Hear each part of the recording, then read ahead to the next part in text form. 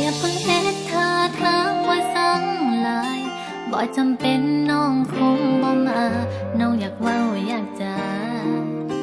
จะคำสองคำก็เท่านั้นย้อนเรื่องเดียวที่ค้างในใจอยากลืมก็ลืมบ่ได้ไอ้หูบ่คือเท่าใดน้องก็คิดมาพอคนที่หูคำตอบมีแต่อายเท่านั้นย้อนยังไอ้ถึงได้ทิ้งน้องไปบอกน้องได้บอกย้อนยังเขาถึงได้เลิกกันเนาะมันย้อนยังกัน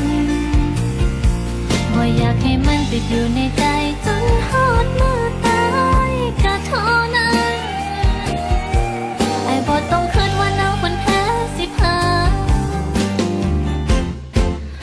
น้องเป็นผู้ดีพอ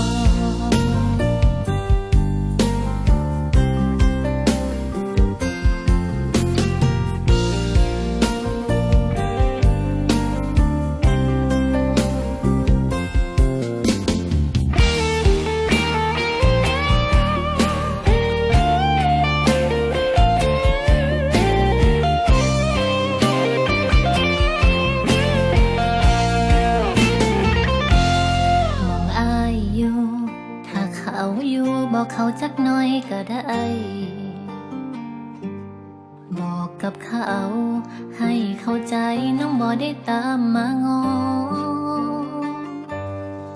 ช่วยบอกกับเขานำเด้ออย่าคืนลายช่วยเคลียร์กับเขาให้น้องได้บ่ได้มาออซอ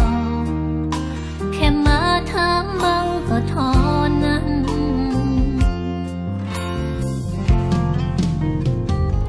ย้อนเรื่องเดียวที่ค้างในใจอยากลืมก็ลืมบ่ได้ไอ้หูบ่คือเท่าใดน้องก็คิดมาพอคนที่หูคำตอบมีแต่อายเท่านั้น